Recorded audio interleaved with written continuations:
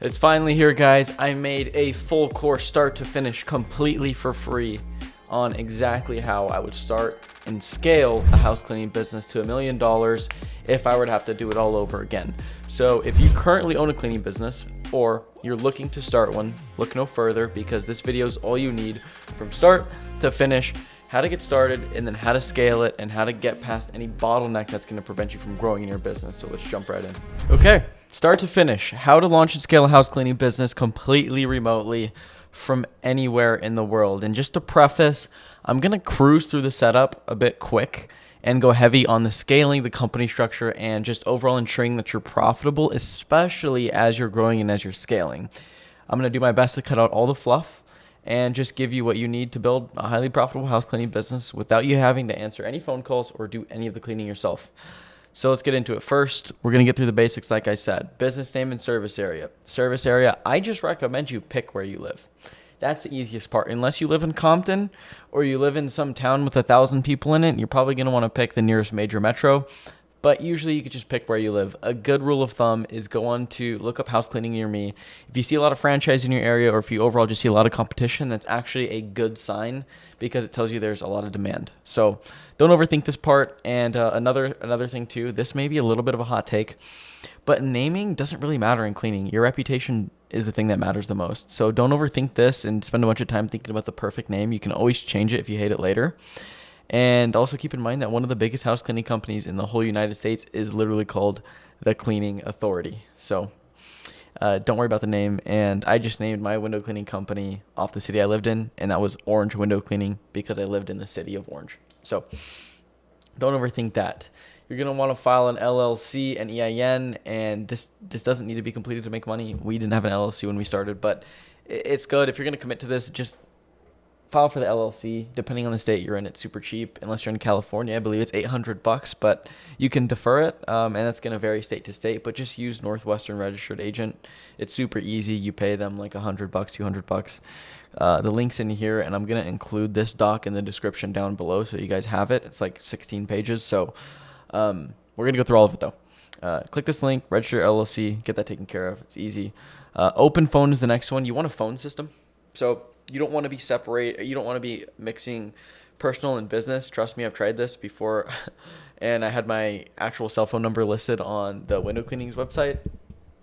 And I learned this lesson when I started our house cleaning company, Marion and Mop, and just started with open phone. It's $23 a month. It'll give you an app where you can take all your phone calls, and you know too, because the open phone app will ring instead of your actual phone, so you'll know if it's a house cleaning customer calling you or just some random number calling your personal. So $23 a month, get open phone signed up for, super simple.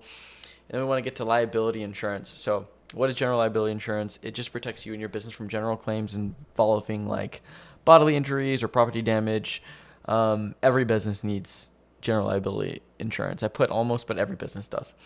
Even for Home Service Academy, we have it, and everybody works remotely. So get that. And then you might be wondering, why do we need it if cleaners have their own coverage? Well, we always need to protect ourselves, so it's more of just a safety measure, just like you have insurance on your car. I know you probably don't want to pay it, but when you get in accidents, you don't plan on getting in an accident ever, and so it's really nice to have when you do. Same concept, and if something breaks on a job and insurance is required, it'll be the cleaner who uses their insurance. A few more reasons. You're going to need it for Google local service ads, which I'll touch on in a little bit, and they need proof so that you can advertise on their platform. And if you're doing commercial jobs, it's required and asked for, and be aware of the coverage you have. Commercial does tend to need coverage of around over $2 million, but you can usually ask for it to be waived, so you're good just taking out $1 million liability policy. They also might ask you for things like commercial auto insurance or workers' comp, which don't get commercial auto, you use contractors, and for workers' comp, you can just take a policy out on yourself. So I wouldn't worry about that though, because we're going to focus heavy on residential first. I included some links in here on people that you can get insurance from and quotes from. Shop all of them and look for a policy that's no more than $100 a month. And this is going to be very dependent on your location typically. And keep in mind when you're filling out the quotes, your industry is cleaners and janitorial services, and you have 0 employees for the best rates. Then we want to sign up for our CRM booking koala. I included the link. It's $57 a month. This is the software that's going to store all of your customer data. It's going to store all your bookings. You can schedule on it. You can offer online booking on your website. It's got an easy integration, so you can capture customers who don't want to actually pick up the phone and call, because believe it or not, they're out there. And they could just go on your website, book with you, and boom, you have their data, their email, their phone number, etc. There's a lot more features which I won't get into, but this is super necessary. It's also what you're going to use to have your cleaners be onboarded and go through checklists, so you make sure that they're servicing the jobs the way you'd like them to. And you're also going to know when jobs are done, and you can set up some cool automations with it. But I'm not going to get too deep into booking quala. Just sign up for it, get it set up, and then we're going to get into hiring, right? Providers. I want to be very clear here. Providers are the lifeblood of your business. Let me make a quick edit. Lifeblood of your business, and you can't grow your revenue if you aren't growing your roster of cleaners. So think about it like a sports team. That's the mentality I want you to come in with. Just like a sports team, you should always be recruiting. And especially if you're full-time in the business, I highly recommend you screen 10 or as many as you can weekly. This is cleaners I'm talking about. You do not want to be in a position where you feel like you need a cleaner in the case that they try to take advantage of you by either frequently calling out, doing consistent half-assed jobs, or just constantly asking you for more pay, because that's something they're going to do is, oh, I'm not getting paid enough. It's like, hey, I don't need you. I've got a roster of 10 more cleaners I can plug in that are actually going to be happy to take this job. And hiring every week negates all of those problems. Cleaner wants to give you some shit, fire them, on to the next. Sounds brutal, but we're here to build a business. We're here to make money and here to deliver an exceptional service to our clients. We can't do that if we have cleaners with shitty attitudes. It's just what it is. And again, you're in the business of building and maintaining a 5-star reputation in your area. You can only do it when you have good product. And in this case, the cleaners are the product, right? And also the expectations you set, how you answer the phone, how you show up. But a big part of this is the cleaners. So take this very seriously. And also, good cleaners will exponentially grow your recurring book of business. I can't tell you how many clients I work with where they're like, I just can't crack recurring. I'm like, well, how about hire your cleaners? Oh, they're great. I'm like, okay, well, is there any one cleaner that sticks out and gets you more recurring? And they look at it and come to find out one cleaner is driving all of their recurring. It's because these are the people that are actually providing the service, right? You need to make sure they're good. So I'll touch on this more later, though. And where do you find them? There's a ton of places you can find them, and I'm going to touch on that a little later. But first and foremost, lowest hanging fruit for you is going to be Indeed. It's the best. It's the most reliable when you do it right. You have the applicants come to you, and you control the frame of the conversation, right? As opposed to you doing outbound, which, again, outbound will work. When I say outbound, I mean like going to things like local Facebook groups, Nextdoor groups, and cold calling them and asking if they need more work. You're having these people come to you and apply for a job, right? The dynamic and how you run these interviews is going to be less in you trying to sell them in your business and more so qualifying them. So the cleaners will have to sell themselves as opposed to you doing outreach to find cleaners. So use Indeed. It's easy. I included a job posting for free in here, so just click this link. And again, this doc will be in the description. But we've got the CRM, we've got the phone system, the insurance, the LLC, all the boring stuff's getting out of the way, the hiring. Now you need to get into marketing, right? We've taken care of all that. Lowest hanging fruit. I'm going to go over paid first, okay? We have Google local service ads. Again, lowest hanging fruit when it comes to paid ads in home service space. Whenever you search for house cleaning near me, or house cleaners near me, or service near me in Google, local service ads will pop up at the very top. So you can see that here, and I'll zoom in a little bit so you can see this.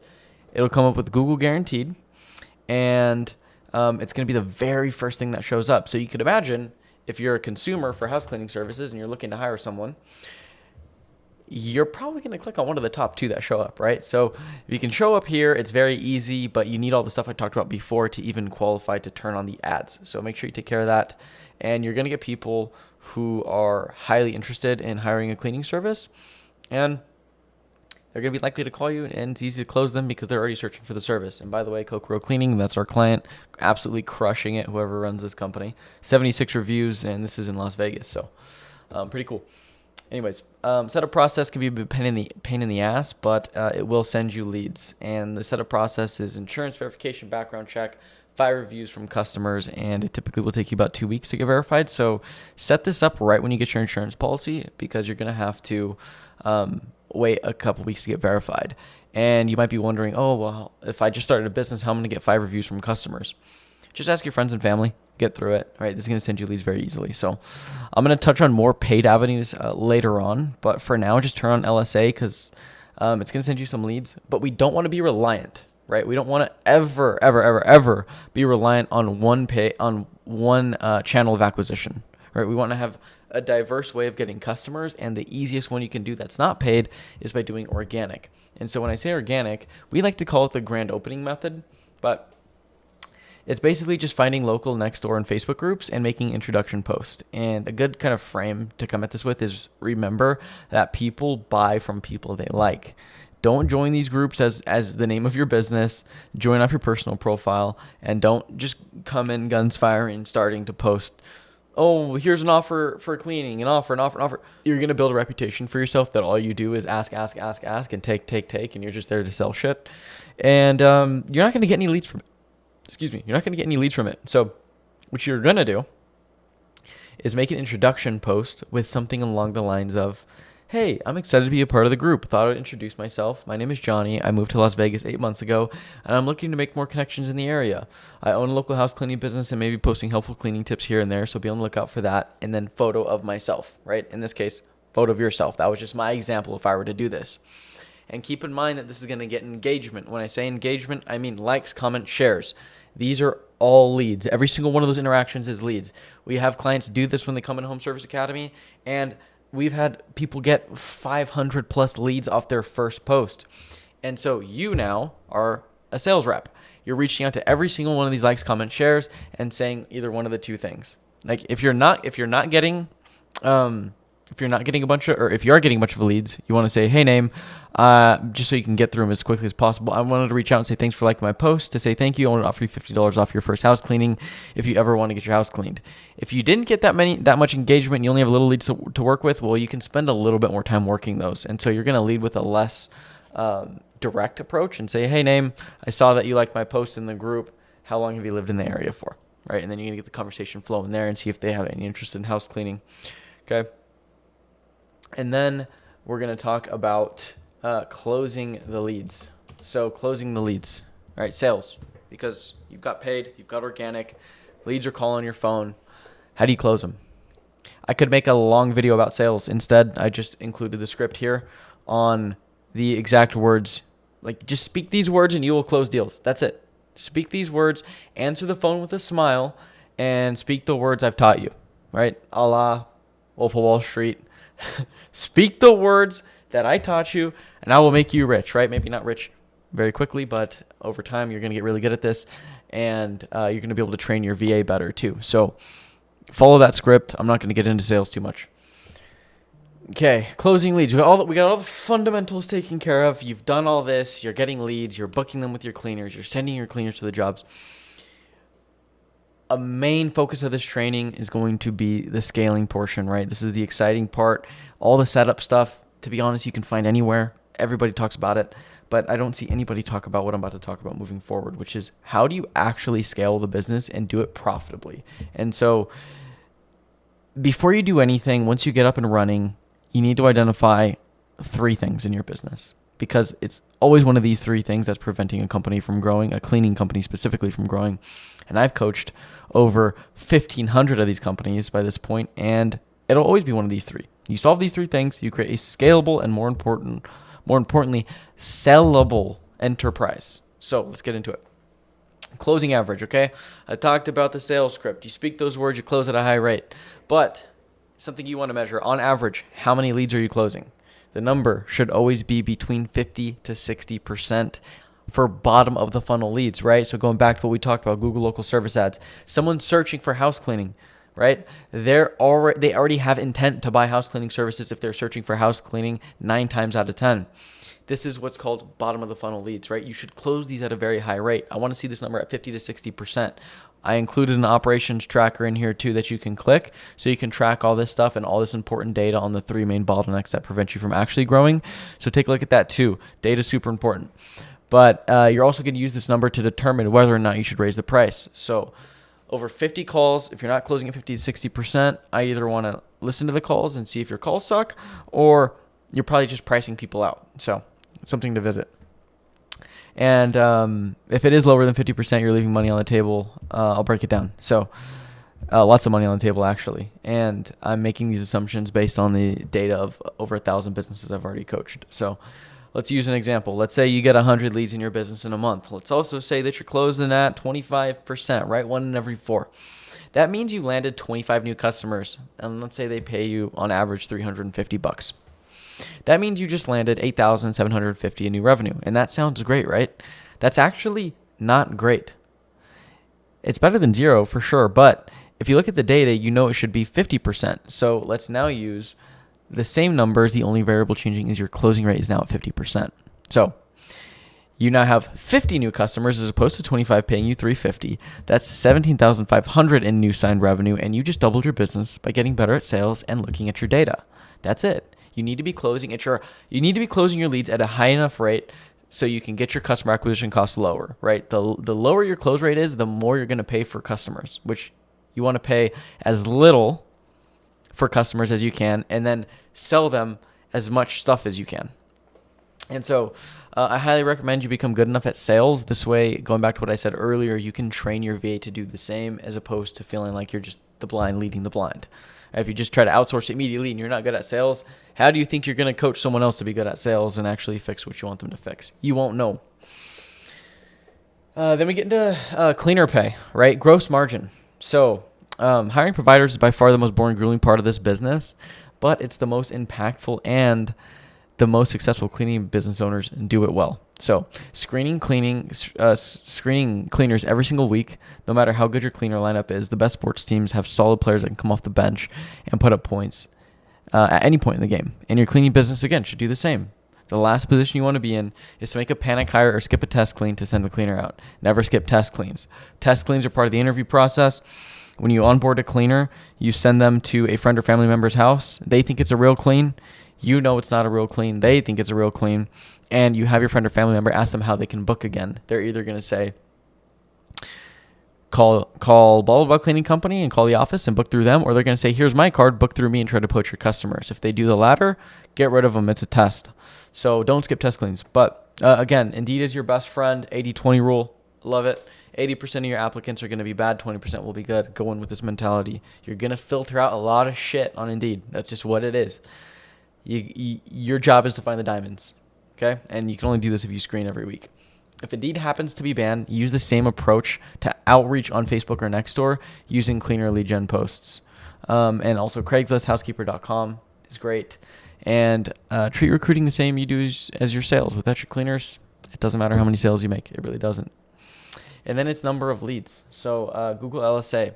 Bare minimum. It's not the only way to get leads, though. Like I said, if you believe this, then you should stop because it's not serving your business. You have the organic strategy with the grand opening method. When you run a paid acquisition channel and you run an organic acquisition channel, the good thing about organic is you don't pay anything. So if you combine the two and you're generating leads from organic and you're generating leads from paid, well, you're going to lower your CPA, which is your cost per acquisition, your cost per customer acquisition, right? So outside of what you're paying in commission to your VA for answering the calls, just what your marketing pays for is going to be your CPA. Your CAC is your CPA plus any labor you're paying out to actually close the deal. So if you have a virtual assistant on a commission basis, combine those two numbers and you get your customer acquisition cost. Then you have outbound sales. You got to get the leads for outbound, though. D7 Lead Finder is a basic tool. It's like $20 a month. You can pull leads on any type of commercial property you want to go after. So think property managers, apartment buildings, resorts, hotels, schools, new construction, offices, realtors, short-term rental management, home builders is a good one. Did I say home builders? I didn't.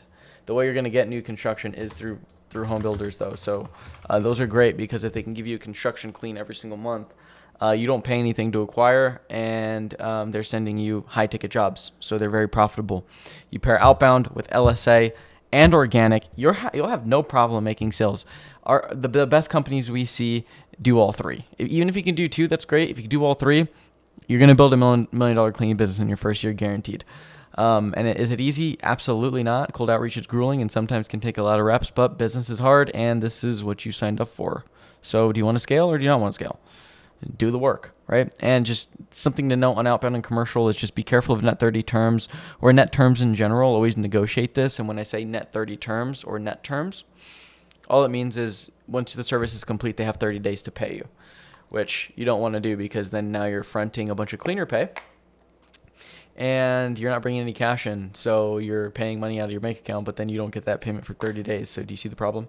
You don't want to do that. Another important concept. If this is the only thing you take away from this, I'm happy, because this will carry over to not only cleaning, but every business you ever start or take over or buy or whatever. Okay. CAC to LTV. What are you paying to acquire the customer, and how much stuff are they buying from you? Very simply put. Okay.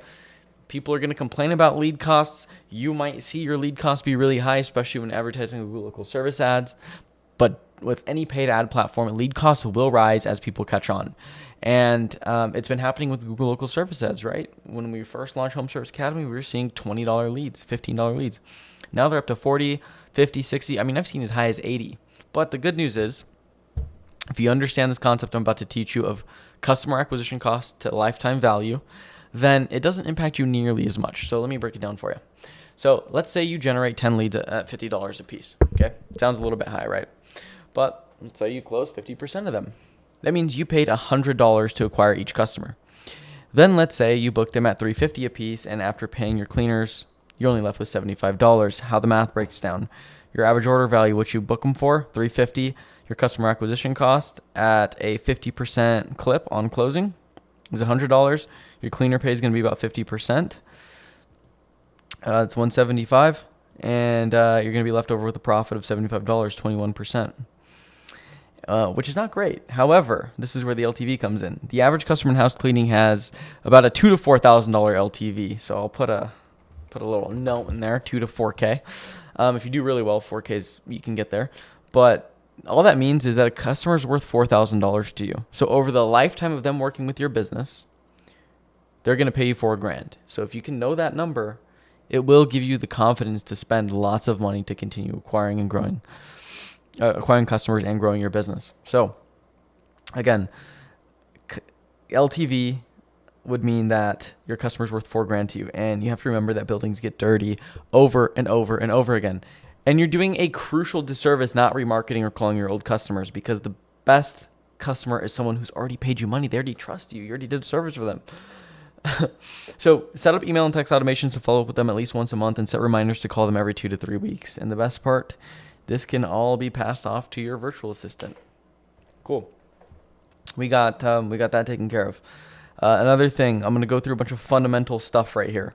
Number 1 is brand, okay? The name of the game, all right? We want to always do the basics. It's the boring stuff, okay?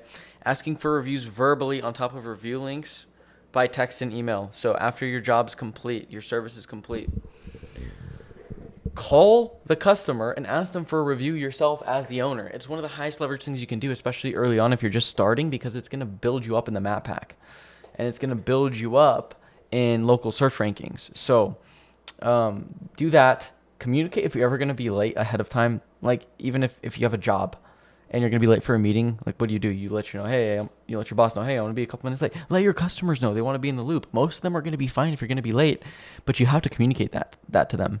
And again, you'd be surprised how often customers are understanding of being late, but you need to communicate it.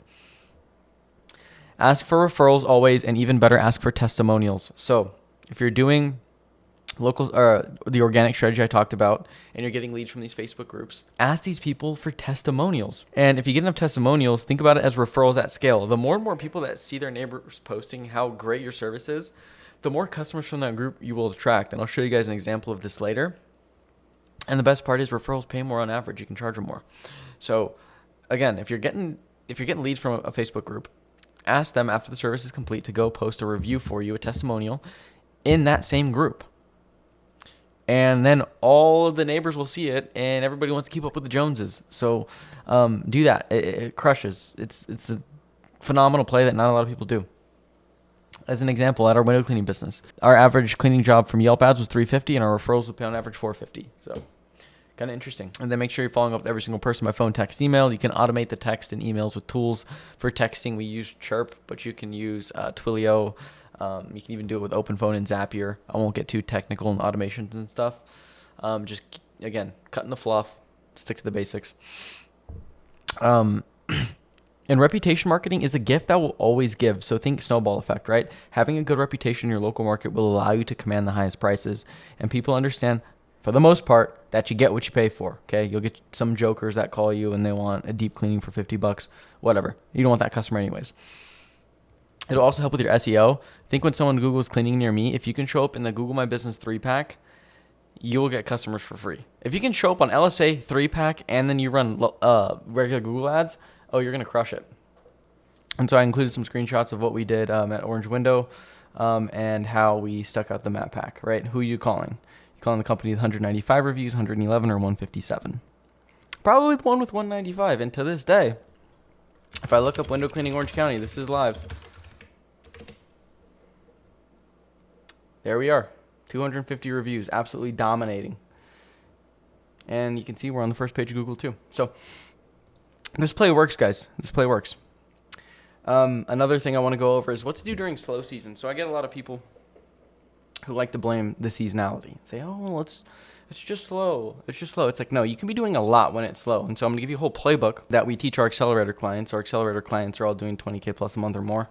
Absolutely crushing it in their business. I work with them actually myself. And this is what I teach them. So when things start to get slow from LSA or organic, you need to be in control of your lead flow. And so what do I mean by this? Bottom of the funnel advertising methods are great during season because something like Google local service ads, they're sending you leads of people that are searching for your service. If it's not in season and it's winter and it's snowing and not a lot of people are looking for house cleaning, you're going to get less leads and you're creating a dependency on the season, which you don't want. You're reliant on the search inventory. And so I like switching to more top of funnel methods, right? Think Outbound or Facebook, right? We'll use Facebook as an example. You control the amount of eyeballs seeing your offer versus being reliant on search inventory. And you're going to want to do kind of a different sales process for Facebook, which I included a doc here and I'll even get into it later. This way, no matter what, you're guaranteeing that people are seeing the eyeballs on your offer. So if you say, hey, $50 off your first cleaning on Facebook, Facebook's going to spend all that money. It's going to spend all of it. And even if it's not in season, you're not reliant on inventory of something like Google local service ads. Control the amount of eyeballs looking at your business even during slow season. You don't do this by just relying on things like Google local service ads. So posting more on organic, making more outbound calls, and running Facebook ads. Okay, the Facebook ads sales process is different from the sales process I talked about earlier in the script I included. So I made some changes to it. So check out how to set up Facebook ad sales training. I'm also going to touch on it in this training, but I included that doc there. Another thing too is recurring, nurturing, marketing, and offers, right? You need to be nurturing your clients to get more recurring and extend that lifetime value. So you want to do this through text follow-up, automated using something like Chirp, something like Twilio, something like OpenPhone, whatever you want to use. You're going to use Zapier with OpenPhone.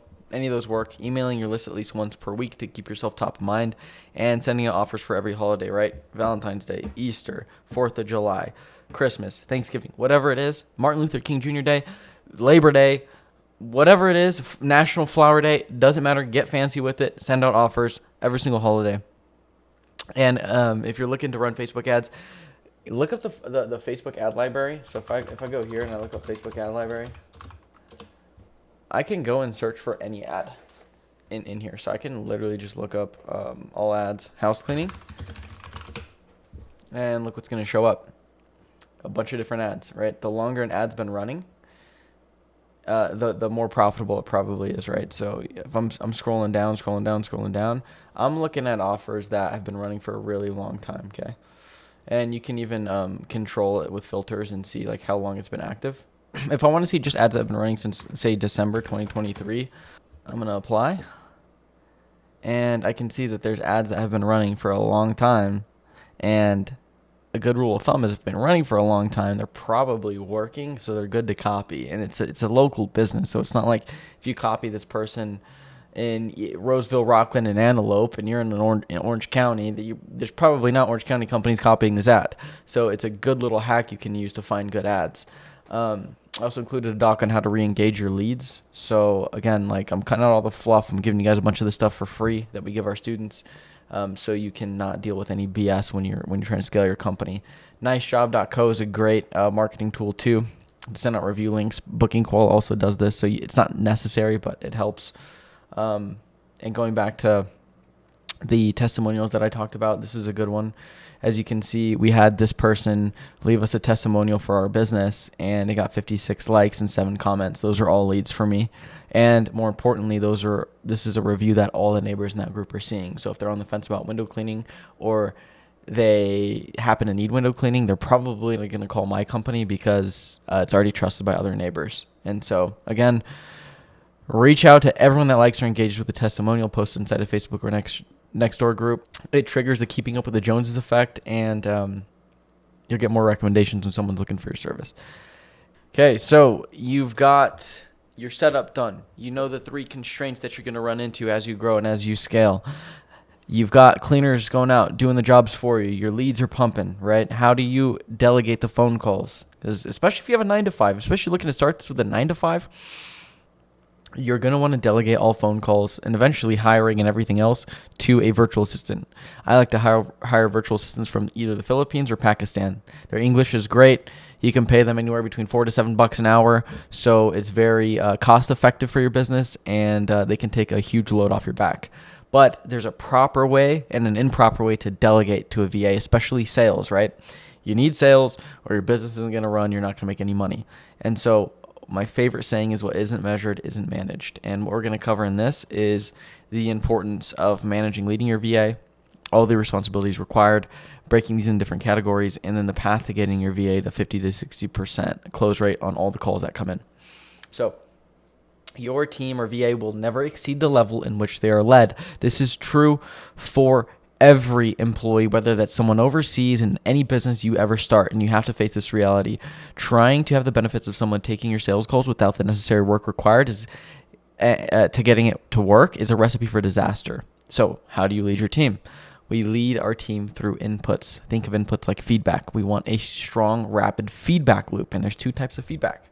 There's quantitative and there's qualitative. And in here, I included a tracking dashboard. That's the operations tracker, the one I said I would include. In here, you're going to be able to track all the important things, right? Things like your churn rate, percentage of jobs converted to recurring, first-time jobs converted to recurring, how many reviews you collected, how many cold emails were sent, right? This is what your VA is going to fill out, and this is a large part in how you're going to make good decisions on what you need to fix, right? So if I see close rate dipping, I know close rate needs to be fixed. If I see my churn is outpacing my percentage of jobs to recurring, then I know I probably have a cleaner problem, or my VA is not doing a good enough job at selling recurring services, right? So again, I included this for free for you guys, and use it, and make sure your VA uses it, more importantly, right? So that's quantitative, right? Numbers. And then they have qualitative, right? This is effective sales management and leadership.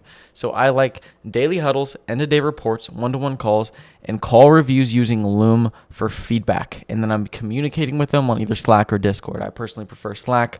Discord just feels a little unprofessional. I don't know why, but both work, okay?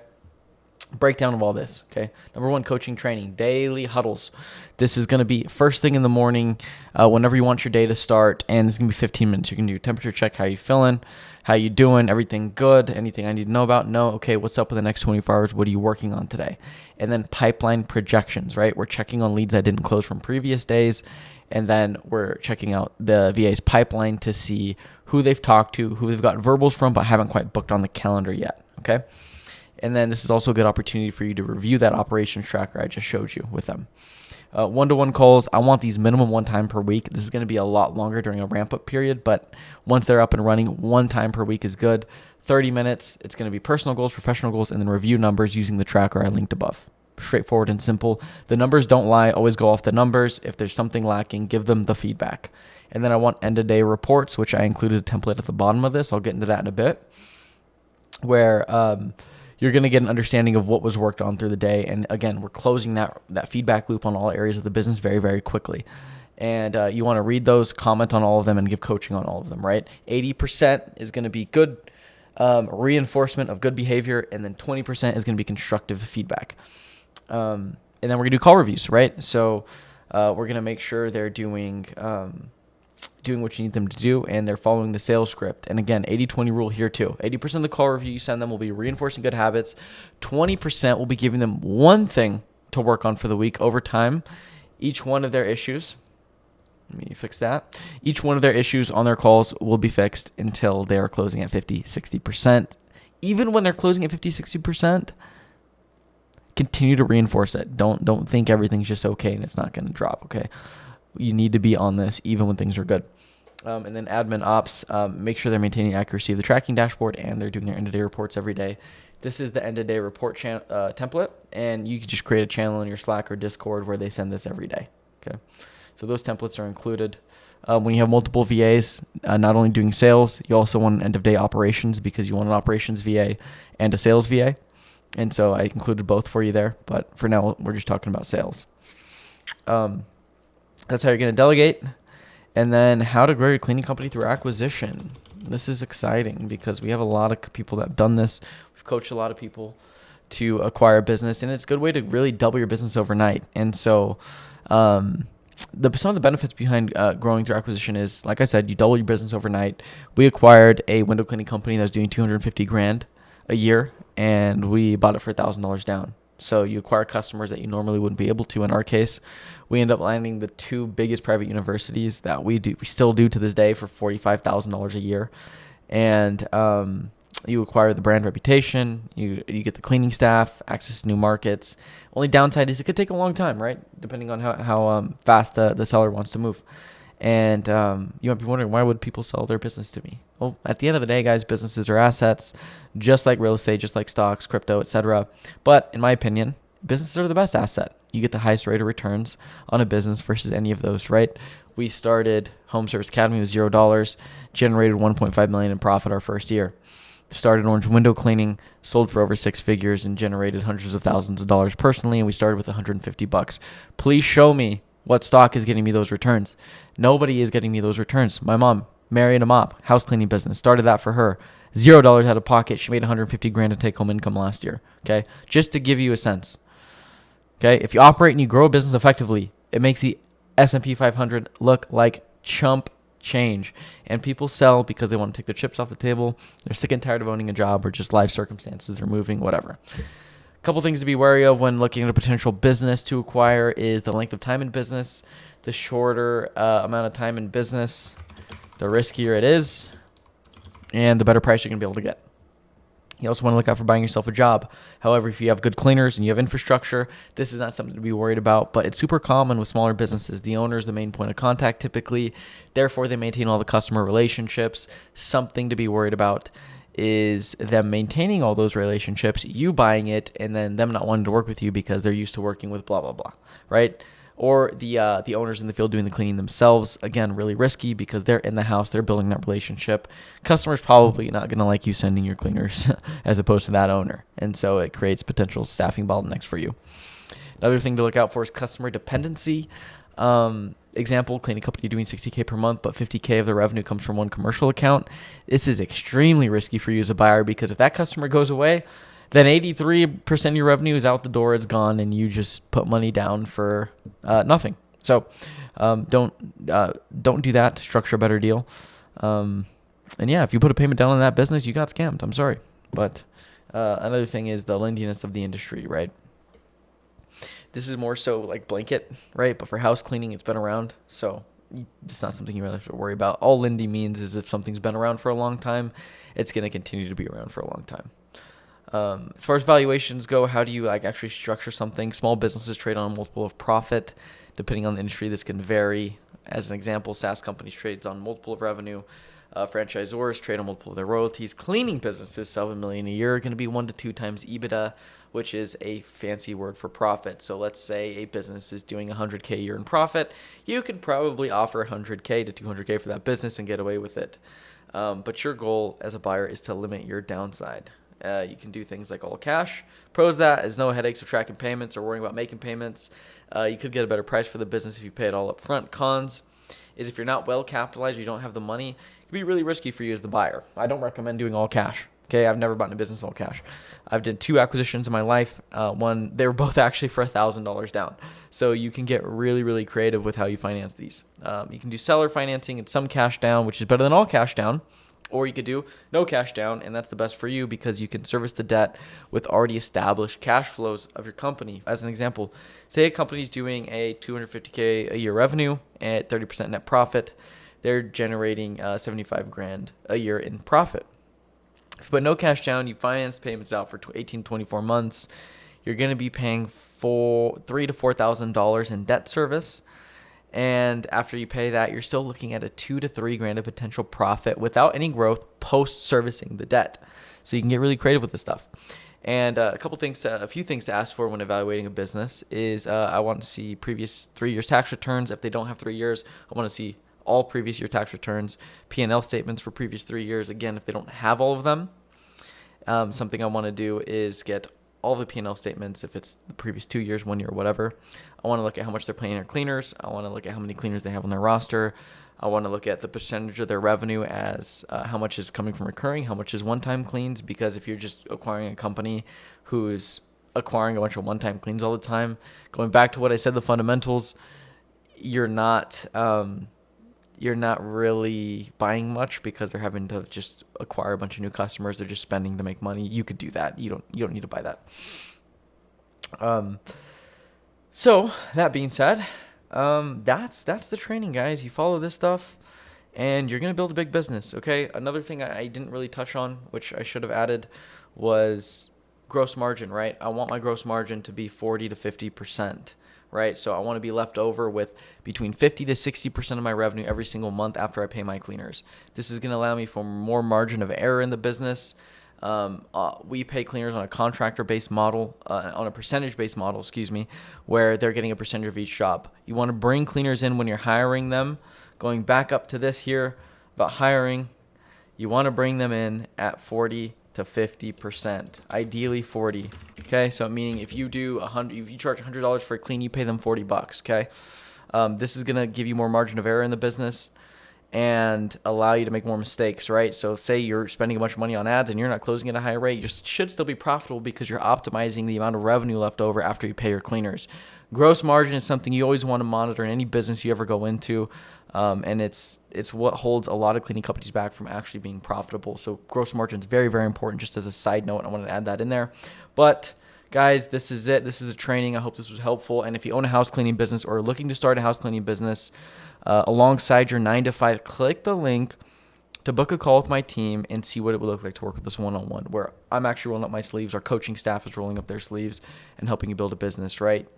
At the end of the day, we have a business in a box. It's a low-cost alternative to a franchise. We don't take any royalties. All your profit you make every single month is yours to keep. We're here to build exceptional cleaning businesses and help people build exceptional cleaning businesses. So click the link. If not, subscribe to the YouTube channel. This is all free, and this is the most sauce you're going to find on starting and scaling a cleaning business. So hope this was helpful. If you have any questions, let me know in the comments below. I'll see you in the next one. Peace.